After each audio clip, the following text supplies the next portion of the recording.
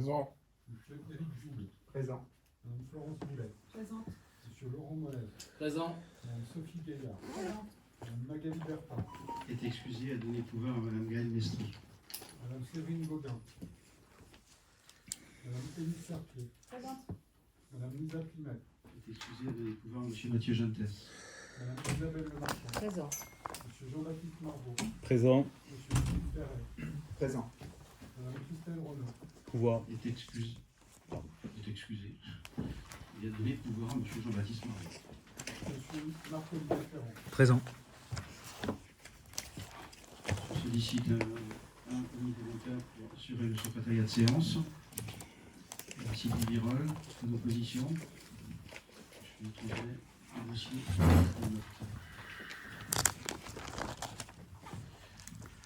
La séance était également enregistrée par la collectivité avec un micro multidirectionnel qui est au centre de la pièce et qui fera l'objet ensuite d'une transcription et d'une mise en ligne sur le site internet de la commune, comme les fois précédentes.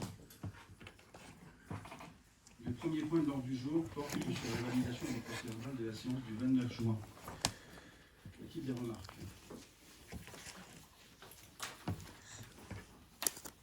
Pas de remarques ?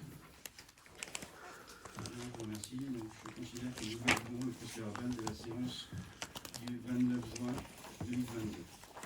Le premier point à l'ordre du jour porte sur la formulation d'un vœu par le proposé au conseil municipal pour la mise en place d'un bouclier tarifaire sur les coûts d'énergie pour les collectivités locales. Donc, ce vœu est proposé à l'ensemble des collectivités locales adhérentes au syndicat départemental d'énergie d'Ille-et-Vilaine qui, depuis plusieurs années, travaillent à faire en sorte que les commandes d'énergie puissent être groupées et pouvoir, en mutualisant les achats de gaz et d'électricité, obtenir de meilleures conditions tarifaires. Aujourd'hui, avec l'explosion des tarifs de gros de gaz et d'électricité, les conséquences financières pour les collectivités d'Ille-et-Vilaine vont être majeures et pour certaines impossibles à surmonter en 2023. À l'échelle du groupement d'achat d'énergie, le SDE 35 a finalisé l'achat des volumes pour 2023 aux valeurs suivantes. Le prix gros du gaz pour 2023 sera de 74,8 € par mégawattheure contre 74,8 contre 14,2 en 2022. Prix qui a été fixé en 2020 pendant le confinement. Et le prix gros de l'électricité pour 2023 sera de 557 € par mégawattheure pour la base, ramenée à 274 € par mégawattheure grâce au mécanisme de la rente, contre 135 € par mégawattheure en 2022. Ces tarifs d'achat, en gros, vont conduire à une hausse des factures énergétiques des membres du groupement, multipliant par 2,4 les tarifs du gaz et par 2,6 pour l'électricité. La facture globale TTC des membres du groupement va ainsi passer de 28,7 à 74,1 millions d'euros, soit 45 millions d'euros de charges supplémentaires. Ces hausses, même avec d'importants efforts de sobriété énergétique, ne pourront être absorbées par le budget des collectivités du département sans de graves conséquences, voire des fermetures de services publics. C'est la raison pour laquelle, reprenant cette proposition de vœu du syndicat départemental d'énergie, je propose au conseil municipal d'émettre, en tant que membre du SDE 35, le vœu que l'État mette en place dès le 1er janvier 2023 un bouclier tarifaire à destination des collectivités locales. Le secrétariat de noter l'arrivée de Mme Sylvie Gauguin et j'ouvre aux questions ou aux demandes de précision. Je soumets donc au vote en invitant le conseil municipal à formuler un avis favorable pour l'émission de ce vœu que l'État mette en place dès le 1er janvier 2023 un bouclier tarifaire à destination des collectivités locales. Qui ne prend pas part au vote, qui est opposé à ceci, qui s'abstient, donc adopté à l'unanimité, je vous en remercie. Pour le point 2, portant sur la modification du règlement intérieur du conseil municipal, la modification numéro 2, j'informe l'Assemblée que le groupe Ensemble pour Melesse a déposé un amendement pour ce point-là. J'y viendrai tout à l'heure. Donc la modification qui est proposée porte sur la modification des articles 22 et 23 du règlement intérieur pour prendre en compte les dispositions entrées en vigueur à compter du 1er janvier 2022 portant sur du juillet 2022 portant sur les règles de publicité et de conservation des actes par les collectivités territoriales et leurs groupements. Je ne vais pas reprendre la lecture précise des propositions modifiées qui, dans la note de synthèse, apparaissent de manière très nette en caractère bleu, portant à la fois sur l'article 22, sur l'article 23, et également un ajustement sur l'article 1, précisant que le conseil municipal se réunit et délibère à la mairie de la commune. Il peut également se réunir et délibérer à titre définitif dans un autre lieu situé sur le territoire de la commune, dès lors que ce lieu ne contrevient pas au principe de neutralité, qu'il offre les conditions d'accessibilité et de sécurité nécessaires et qui permet d'assurer la publicité des séances.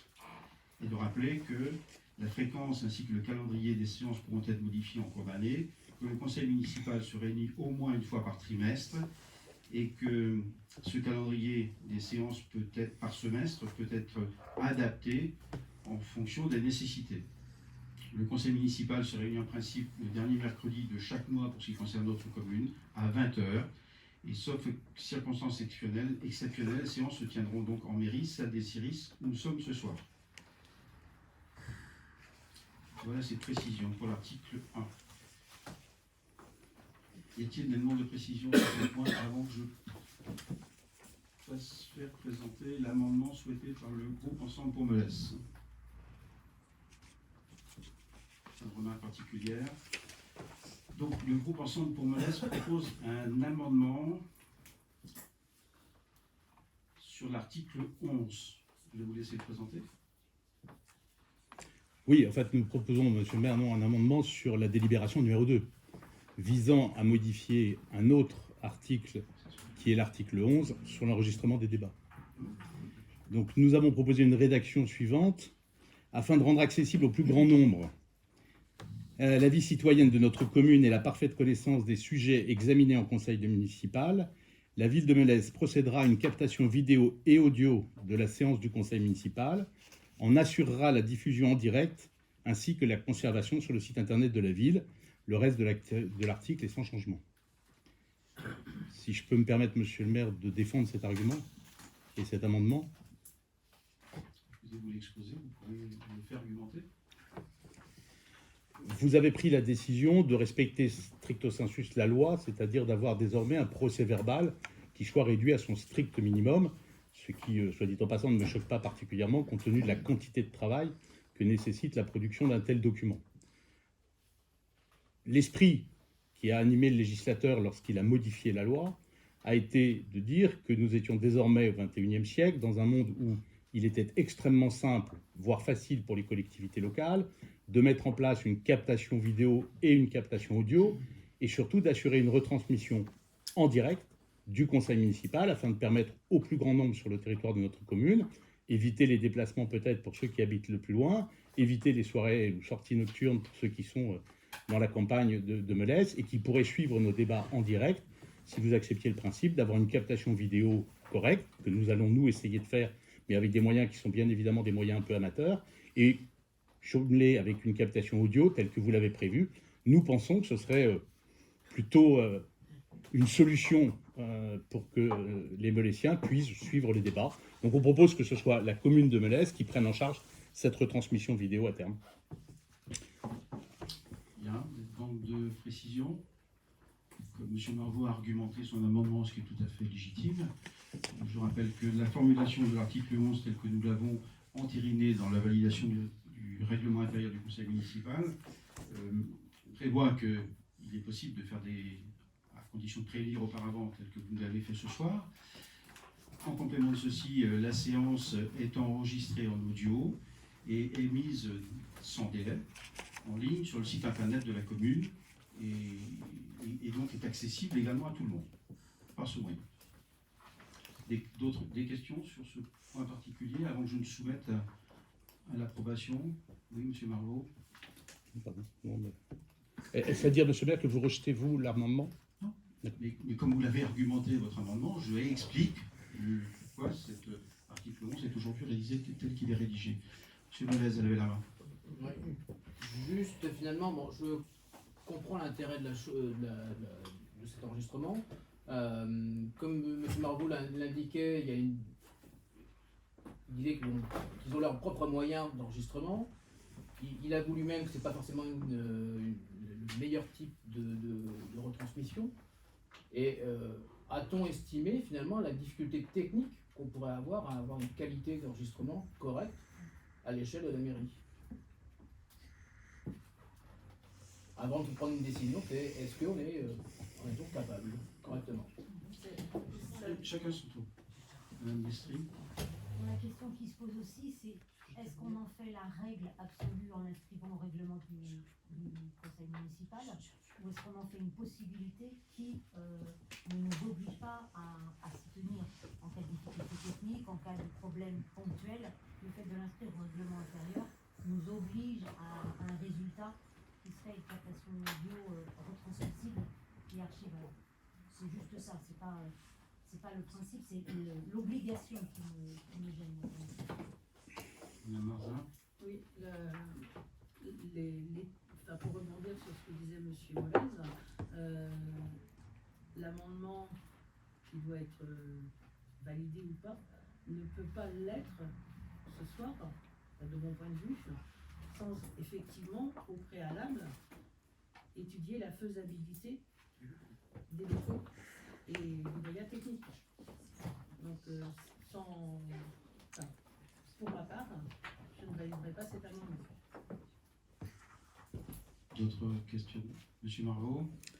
Juste pour répondre, moi je serais tout à fait disposé à imaginer que ça ne vienne pas au règlement comme une obligation. On pourrait rajouter un sous-amendement ou amender l'amendement en précisant que, évidemment, tout ça est soumis à des autorisations techniques. Pour ce qui concerne le coût, madame, on a regardé d'un peu près ce qui se faisait sans pour autant être en capacité de lancer un appel d'offres. On parle de quelques milliers d'euros pour que les micros disponibles sur table permettent un enregistrement très correct. Et ça ne nécessiterait de toute façon qu'une caméra, puisque le public ne peut pas être filmé. Ça, c'est pour le coup le droit à l'image. Donc une seule caméra, aujourd'hui une caméra vidéo pour une salle de réunion, on parle de quelques centaines d'euros. Plus les câblages, donc je vous dis, c'est un coût global de quelques milliers d'euros, pas plus. Madame Marzin. Vous y connaissez certainement mieux que Non, moi. on a juste étudié le Non, sujet. non, mais vous y connaissez certainement mieux que moi. Mais en déposant un amendement, vous nous demandez de prendre une position ce soir sans qu'on ait les éléments techniques, objectifs, pour évaluer la faisabilité. La démarche qui aurait pu être la vôtre, c'est d'évoquer cette possibilité technique, chose que vous allez me répondre que vous l'avez déjà faite, mais pas passer par un amendement. Et on aurait été dans un travail beaucoup plus coopératif. Monsieur Éric Jouble. Ma question est, aujourd'hui on a un enregistrement audio. Oui. Demain on va avoir vidéo et audio. Quel est l'intérêt en fait d'avoir la vidéo? C'est juste, est-ce que c'est ce qui se dit?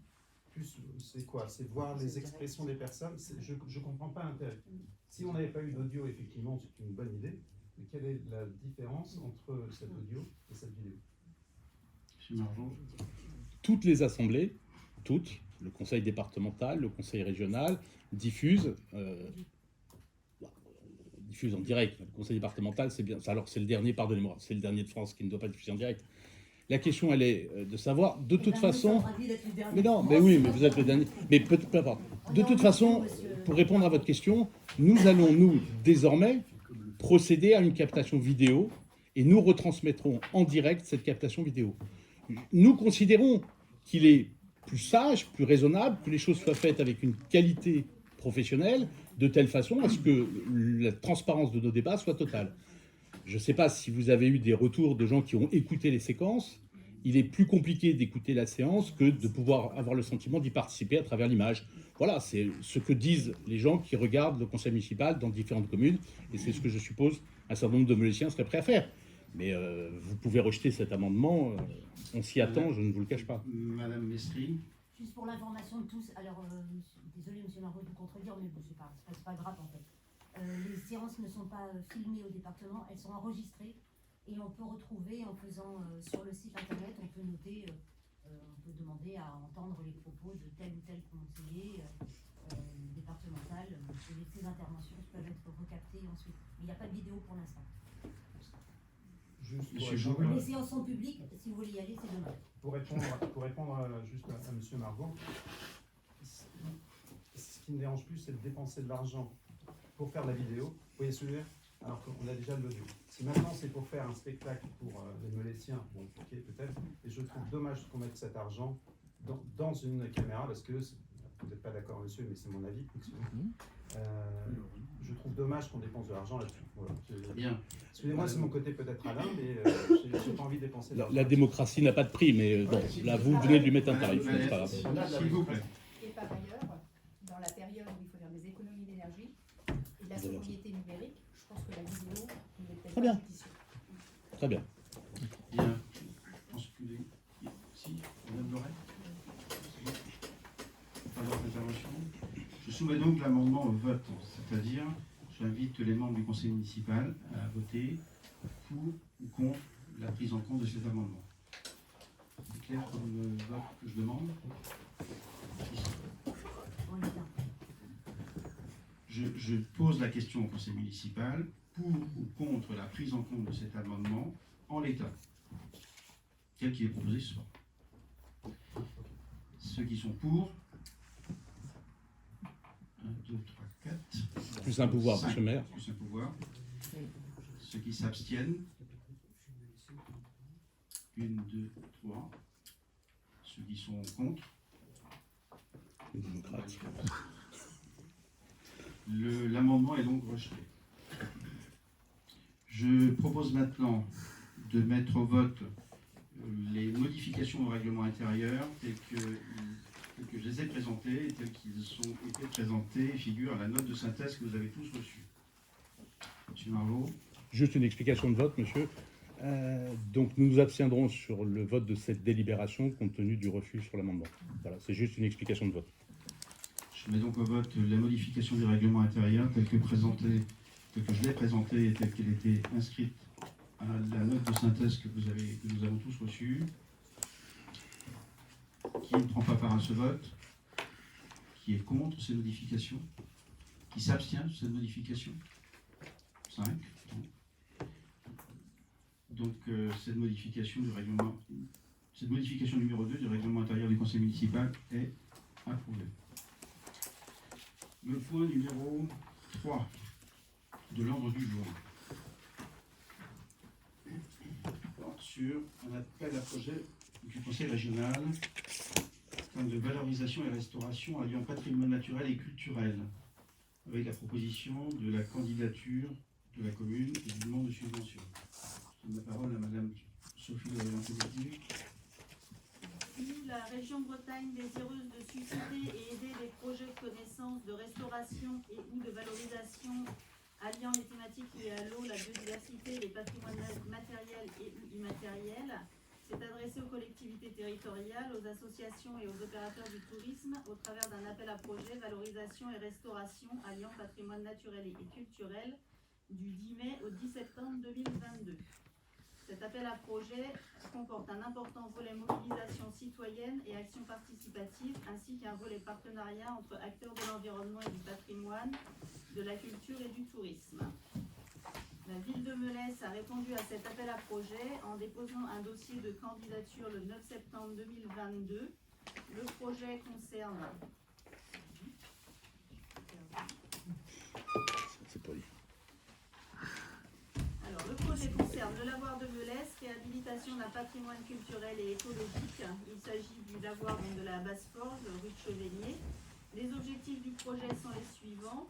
comprendre le chemin de l'eau ayant entraîné la construction des lavoirs au début du XXe siècle dans le but de lever son risque d'assèchement actuel, restaurer sa fonction hydraulique pour révéler à la fois et comme un tout sa richesse historique et son aspect écologique d'alimentation des zones humides en aval, restaurer et renforcer la capacité d'accueil du site pour la faune et la flore locale, réaliser la mise aux normes et en accessibilité pour une fréquentation tout public du site, rénover son bâti dans les règles de l'art en respectant les techniques initiales, notamment la bouge, dans le but de développer les visites et projets à rencontre, enrichir la connaissance des habitants de l'histoire de leur commune, se l'approprier et la partager, marquer d'une transmission du passé une nouvelle entrée du centre-ville et valoriser le renouvellement urbain amorcé dans ce quartier, et bien sûr contribuer à l'échelle de la commune à la mise en œuvre des documents stratégiques intercommunaux et communaux, donc PLUI, schéma de travers et bleu, plan de mobilité douce, schéma touristique, inventaire du patrimoine notamment.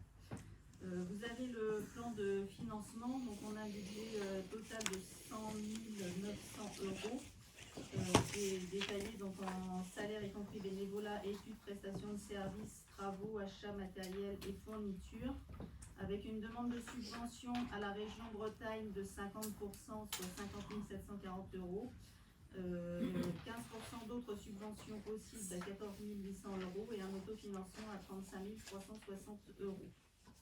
Merci. Avez-vous des questions, des demandes de précision?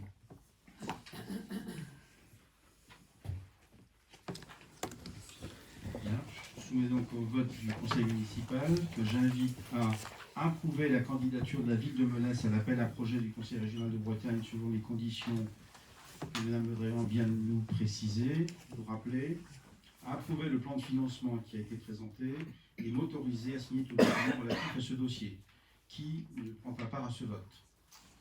Qui est opposé à cette proposition? Qui s'abstient? Je vous remercie. Le point 4, parcours d'activité physique pour tous, création et demande de subvention. Mme Le Drian Québec-Du. La ville de Melesse a été labellisée Terre de Jeux 2024. Ce label est destiné aux collectivités territoriales qui souhaitent s'engager dans l'aventure des Jeux 2024 et mettre en valeur les pratiques sportives. À ce titre, la collectivité a sollicité l'Agence nationale du sport pour l'octroi d'une subvention relative à l'installation d'un parcours d'activité physique pour tous. Il s'agit de créer un parcours destiné à favoriser l'activité physique libre pour toutes et tous sur une boucle de 4 km. 4 stations d'exercice sont prévues, chacune proposant plusieurs équipements. La conception de ce parcours s'est faite en concertation avec différents représentants des clubs sportifs meleessiens et également les acteurs autour de l'accompagnement des seniors. Ce parcours est destiné également à favoriser le déplacement des seniors vers le centre-bourg depuis leur lieu de vie. Vous avez le plan de financement après, donc avec un budget de 39 978 euros qui se décompose en investissement, installation des appareils et également panneaux de communication avec une demande de subvention à l'Agence nationale du sport de 80%, soit 31 982,54 euros. Et comme le projet précédent, c'est un projet qui est transversal, qui fait appel à différents services de la commune, notamment. Merci. Souhaitez-vous des précisions sur ce projet, M. Ferret? Oui, monsieur le maire. Je pensais que c'était un dossier sport, mais c'est pas très grave. Je voulais quand même rebondir par rapport. C'est un dossier sport, enfin, qui est présenté par Madame Le Drian. Je pensais que c'était Monsieur Pénard. Je suis surpris que les représentants des clubs sportifs aient été reçus alors que la commission sport n'a pas été convoquée à ce sujet. La commission sport avait été convoquée à ce sujet lors d'une commission commune avec la commission environnement. Non, madame. Non, madame. Une réunion, Il n'y a pas eu de commission sport. Non, c'est une commission. Les membres, ce que dit Mme Le Drian, c'est que les membres de la commission sport ont été convoqués à une réunion transverse associant les membres de la commission environnement et voilà. Je sais pas. Enfin bref, je voulais juste revenir sur la commission sport qui n'a pas été réunie depuis. Je crois qu'elle a été réunie qu'une seule fois en début de mandat. Pour la fête du sport, il n'y a pas eu de commission sport pour parler de ce sujet, alors que pour le marché de Noël, il y a une commission vie économique. Pour la piste d'athlétisme, un budget a été voté, on n'a pas du tout été convoqué à la commission sport pour parler de ce dossier.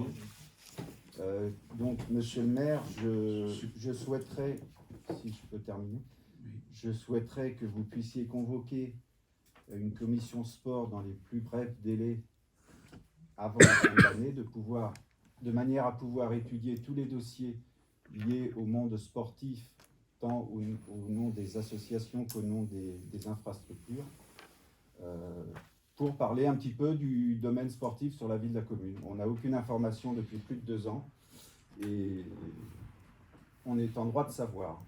J'ai entendu. Ce point est en marge du point qui vient d'être présenté et qui est soumis au vote. Est-ce qu'il y a sur le point proposé au vote des questions de compréhension? Je soumets donc, je sollicite. Je vous ai fait une demande, monsieur le maire. J'ai entendu, c'est ce que je vous ai dit, je vous ai fait j'ai entendu. On aimerait pouvoir discuter autour d'une table au sein de la commission. On ne sait même pas trop qui sont les membres de la commission, tellement elle ne se réunit pas. Je ferai rejoindre. Je pense que là, vous pouvez. Chacun. Mais il y a peut-être des membres de la commission sport qui veulent s'exprimer. Hein. Je dis simplement que j'ai entendu et que je ramène le débat au point numéro 4 de l'ordre du jour, en soumettant au vote, parce qu'il n'y a pas de question de compréhension, si j'ai bien regardé, en invitant le conseil municipal donc à approuver le plan de financement qui vient d'être présenté sur ce projet par Madame Le Dréan-Quélectu, à approuver également de solliciter une subvention auprès des services de l'Agence nationale du sport et à m'autoriser à signer tout document sur ce dossier. Qui ne souhaite pas prendre part au vote? Qui est contre cette proposition? Qui s'abstient? Adopté à l'unanimité. Je vous en remercie. Le point 5 de l'ordre du jour appelle à dossier... S'il vous plaît. Pardon, monsieur Marvaux. Oui, monsieur le maire, vous n'avez pas répondu à la question Si. qui vous a été posée. Si, j'ai répondu. Je constate simplement, monsieur le maire, ce soir, que madame Quélectu fait les délibérations sportives, que vous répondez en lieu et place de monsieur Pénard. Je suis obligé, monsieur le maire, de vous poser la question de savoir à quoi vous sert votre adjoint sport. Je croyais que vous alliez me demander à quoi ça sert. Monsieur Ferré s'est adressé à moi. Je lui ai répondu. Ce projet-là que nous venons de voter à l'unanimité est un projet transverse. Et dans cette transversalité, c'est madame Le Dréan-Quélectu qui était revenue pour présenter ce point. Voilà. C'est aussi simple que ça. Monsieur le maire, je vous demanderai donc de nous produire le document où les membres de la commission sport ont été invités à la dite commission, puisque je pense que ça relève du rêve. Une commission, monsieur le maire, une commission, c'est légal. C'est présidé par le maire et ça se réunit autant que nécessaire sur les sujets qui concernent la commission. Force est de constater qu'à Melès, sur la commission sport, on pourra parler d'autres commissions extra-municipales qui ont pu être créées, mais sur la commission sport, elle ne s'est réunie qu'une seule fois depuis le début de ce mandat. Et nous vous demandons officiellement ce soir, et je vous demande une réponse s'il vous plaît, sur le fait que nous souhaitons une réunion de cette commission.